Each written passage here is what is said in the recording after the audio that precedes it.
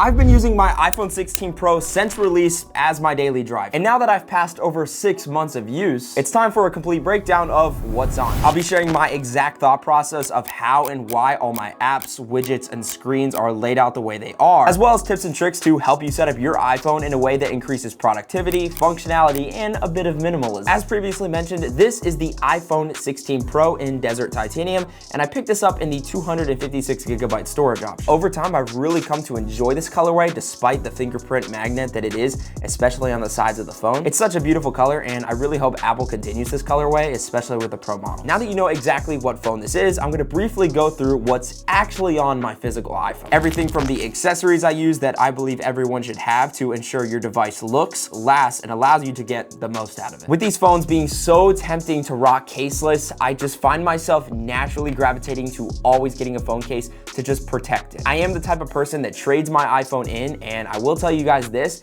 if your phone is less damaged, you will get more value from it. So if the longevity and value of your iPhone is important to you, you gotta get yourself a phone case. Now the one I'm currently using is a clear MagSafe case, and there's a couple pros and a couple cons. First off, with my natural intention to rock this phone caseless, a clear case allows me to show off the beautiful color option in the best way possible. But for now, these are my go-to and they've always worked best for me. However, there's one, more like two big issues. First off, there's not much longevity to these cases. You really get about a good 6 to 8 months before they start yellowing out and kind of falling apart. Second, as I briefly touched on, they just fall apart. I don't know what it is, but the edges will just start peeling and the MagSafe ring will just eventually start to peel off. Next is a screen protector, and despite all the controversy, I do believe that they are essential, especially when you get a new phone. I've spent $15 to save what could have been a $100 replacement of my screen just by slapping on a screen protector. And if you buy the right brand, it won't bubble and you'll get used to it within a couple days. Next are two accessories I believe are essential that pair with this phone. First being audio, starting with my Sony XM5. I really could go on and on about how good these headphones actually are, but if you're into fitness, you travel a lot, or you just want great sounding audio quality and you enjoy headphones, you can't go wrong with the XM5s. Second and more obvious are my AirPod Pros 2nd generation. I do believe this is Apple's greatest piece of innovation, and I will continue to buy the refresh every time they drop it because they really are that good. I keep these in my ear more than I should, and the fact that they instantly transfer to my MacBook, iPad, or iPhone without even doing anything is so convenient. Before diving into this, if you're a little overwhelmed watching this video on how to customize and lay out your phone to look the certain way that you want it, here are a couple tips and tricks I can give to you. First, I want you to remove every app and widget from your home screen. Give yourself a blank space to start from. Second, I want you to turn off all notifications, and as you start to add apps back, the ones that you know you regularly use, individually turn on those notifications so you can limit the amount of distractions that are constantly popping up in your phone. I hope that helps. With that said, let's get into it. Starting out first with my lock screen, as I feel this is super overlooked yet very, very important. First off is my wallpaper, which is just me and my girlfriend. And next, moving up to the 3 little widgets. This is something that's as easy as just pressing and holding and hitting the customize button, pulling up the actual customization area and changing it however you want. Now, the text on it is, I just increased the font boldness just a little bit, and I changed the color to black as this color stood out the best with my background. So depending on what background or wallpaper you use, I would go in and manually switch the color because a lot of times I find that the text blends in. On my far left is my countdown because me and my girlfriend are long distance. In the middle is the weather. I cannot tell you how often I check the weather when it comes to whenever I'm going out. I need to know what clothes I'm wearing or simple things like that. It's just nice to know. And on the far right side is my AirPod battery health. As I previously mentioned, I use my AirPods more than I should, and I always want to know, do I need to charge these? Even though I feel like I never have to charge them, it's always just nice to know. The widgets I use are very, very intentional, and I'll first off explain why. Bottom left corner, I have a ChatGPT widget, and I cannot tell you how convenient AI is. ChatGPT is definitely most commonly known, and there really is so much that you can do with it. With this plugin, or my bad, widget, it's as simple as pressing and holding, and it instantly brings me to my ChatGPT. On the right side, I have my flashlight, pretty self-explanatory. And next, we're gonna move into what my action button is binded to. This is one of my favorite apps I've ever downloaded, and it's called the Mood Camera app. What this app does is it tries to represent that film look with a ton of different presets that you can pick and choose from to personally customize. Now, it does cost $15. I think, after a week of use, but it's a one-time purchase and it's the best purchase that you will ever make, I promise you. Because I am a part of the iPhone 16 lineup, I do have the camera control button, and that's the reason I haven't binded the camera button to where my flashlight is, because with the click of a button, I can instantly open my camera app, and it's super, super convenient. Here's what my phone looks like the second you log into it, and I am a one-page type of person. Again, this is all preference, but I'm big on minimalism and productivity, and this layout has given me the best results in that area. Swiping to the left, this is actually where I keep the majority of my widgets. I don't like to clog my main screens with big, bulky widgets that take up precious app space, because I like to keep things simple. This is essential. I think we all use our calendar. I've really been a big fan of the Apple Calendar more recently than in the past, just because I'm so heavily into the Apple ecosystem. I've just found myself going back to the Apple Calendar. I just feel like it's best. Below that, on the left-hand side, I have my crypto widget with my Coinbase app, just to see how much money I'm losing. I'm joking, not really, but it's just a nice little widget to have to keep up with the main cryptos that I'm invested in. On the right side, we have my battery widget. If you are heavily into the Apple ecosystem, you need to have this on your phone. As you can see, it shows the battery health of my iPhone, my AirPod case, and the individual AirPods. But if I connect something like my Sony XM5s, it'll also show the battery of that. And if you have something like an Apple Watch, it'll show you the battery of that. So it's very, very helpful. Below that, I haven't found similarly sized widgets that I feel could take up this bottom area. So I just maxed it out with the stock market tracker. This is just the built-in one that Apple has always given me. I know it's not as advanced as some other ones, but this is just what I found to work well for me to quickly glance at what I'm invested in. Just again, like my crypto one, just to kind of see where things are in the market. I'm a big folder type of person. I just feel for grouping everything and organization purposes, this has just really worked best for me. So in the top left, I have my gym and fitness folder. First is my MyFitnessPal. This is perfect for scanning QR codes and barcodes for food to track all my macros for fitness reasons. I used to go to a different gym that I missed, but for location reasons and time, I went back to Planet Fitness. So I have that app so I can scan my barcode every time I go work out. To the right of that is what I like to call my lights app. My Govee app is where I control the RGB of all the different lights in my room. As you can see, I have a light bar, I have light strips, RGB lights. Almost everything I try to keep consistent in this room is Govee, so it's really, really nice to just be able to control it all through one simple app. To the right of that is my Elgato key lights. So you see this light right here, and you see the light right here. This app controls both the brightness and color temperature, so it's really, really nice to have. And to the right of that is my Nanoleaf app. I have Nanoleaf lines and then a Nanoleaf tube in my mom's setup that I just recently built for her. To the right of that is my first home screen widget. Now, you may be saying, you already have a weather widget on your lock screen. Why would you need another one? Well, when I log into my phone, I like to be able to click on this to know exactly what the temperature is going to be throughout the day. This sounds a little weird, but as a full-time creator, the time of day is really, really important to me, especially because of all the natural light that is let in through my windows. Next is my Google folder. I use a lot of Google products, and I just picked the 3 ones I use most regularly. Google Docs.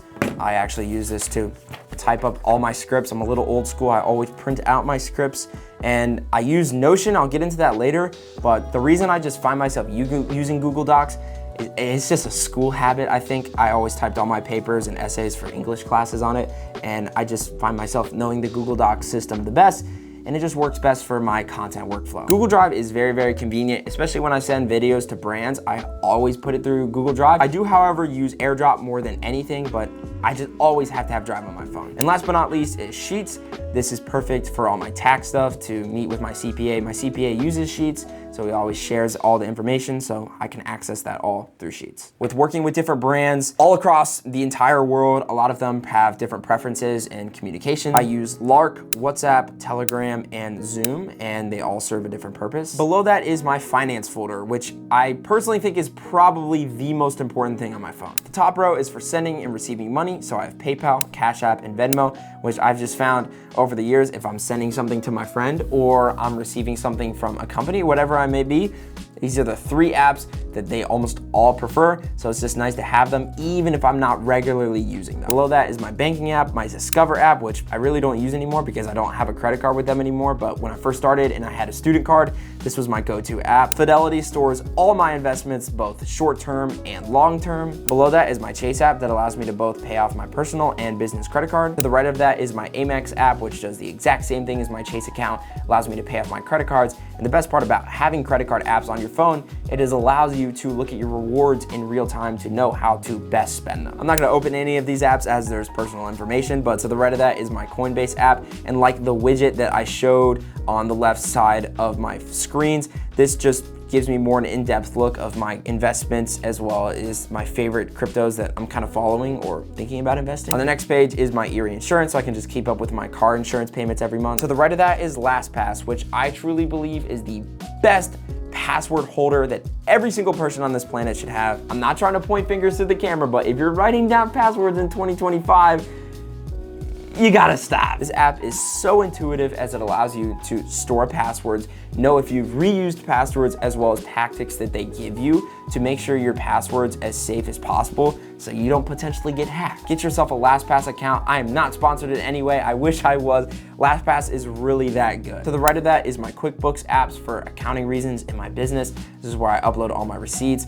and kind of know what's going on financially with my taxes, which are unfortunately coming up. If you are on a strict Apple ecosystem diet, then Passwords is your go-to app. The reason I like it is it's super quick with FaceTime for signing into things on my phone, but if I'm on my PC or a Windows device, I love having LastPass because it can do the exact same thing as well as do it on every device I use. All right, now what most people would say is the boring stuff is out of the way. Let's get on to the fun stuff, and this is my camera app. So first off, we have Lightroom. Even if this might look overwhelming to you and you're not a big photo editor type of person, if you just want to spice up the look of your social media posts or media you share to friends and family, Lightroom is great. It's free and super easy to use, and I love going in and touching up all my photos before I post them off to social media. Next up is an app called Monitor and Control, and this allows me to take my Sony camera and use my iPhone as a display for it. To the right of that is one of the newest apps that I've actually downloaded. This is really cool because what it does is it allows you to take a picture,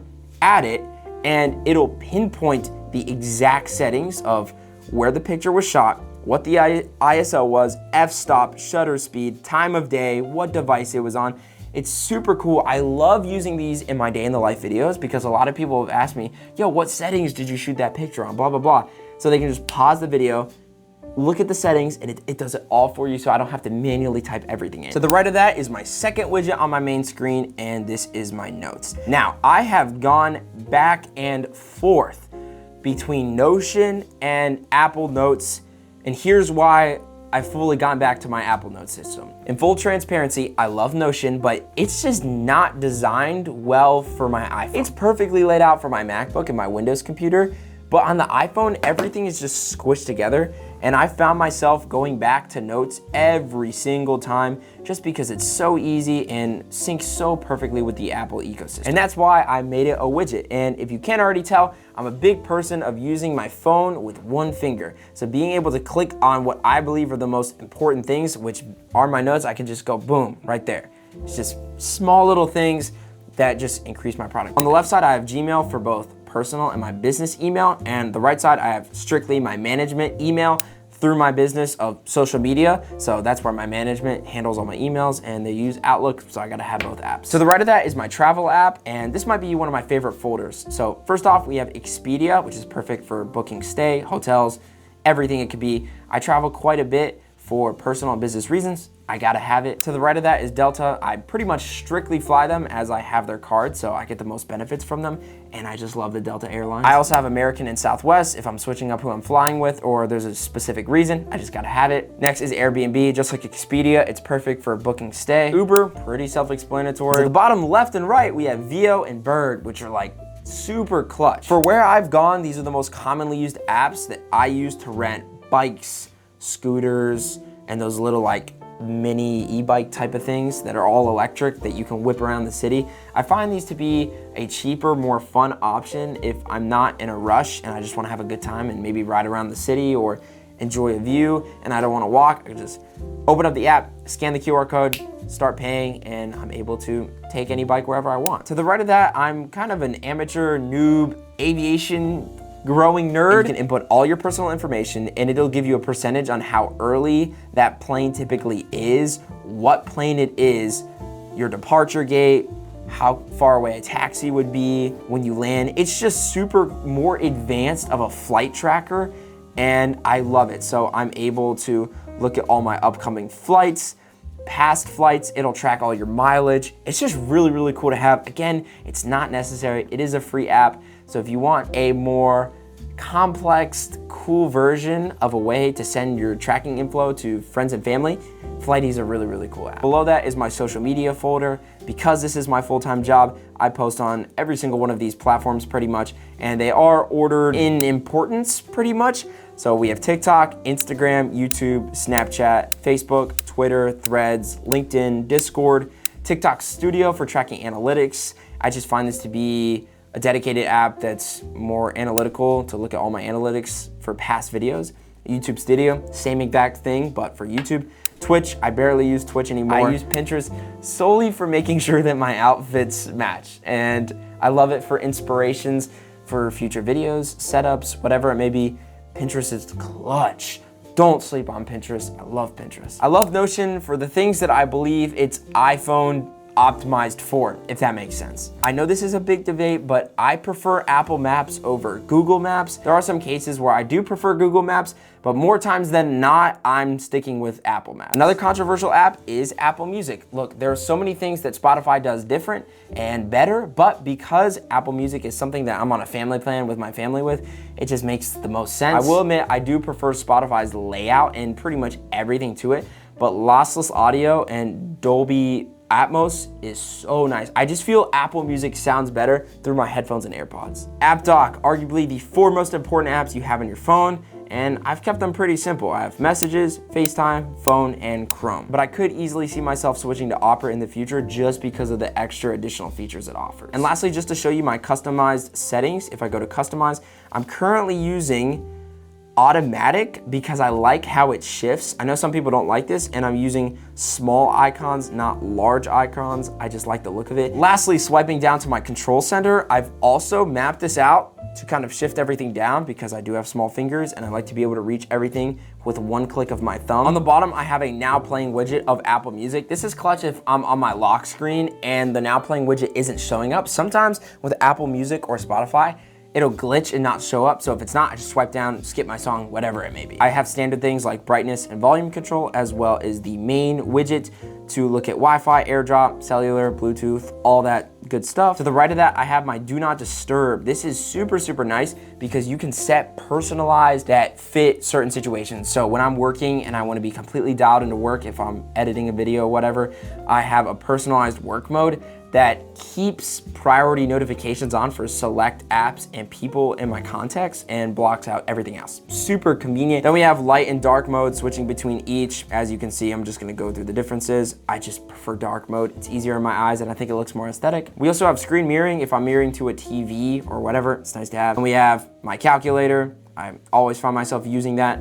Flashlight. This is something I don't try to use often, but if I need to, it's there. And then obviously, my ringer, as well as my alarm. I have it preset to set my alarm every single morning. I try to keep it really simple and not cluttered with multiple pages. Again, I'm a one-page type of person. There's no second pages to my control center. It's just one. That's gonna go ahead and wrap up today's video. If you're curious about anything on my home screen, lock screen, or the widgets I use, feel free to drop a comment. I try to respond to all comments as best as possible. If you got value from this video, feel free to hit the like button and subscribe. We're approaching 100,000 subscribers, so I really do appreciate all the continued support. Thanks again for watching today's video, and I will catch you guys in the next one.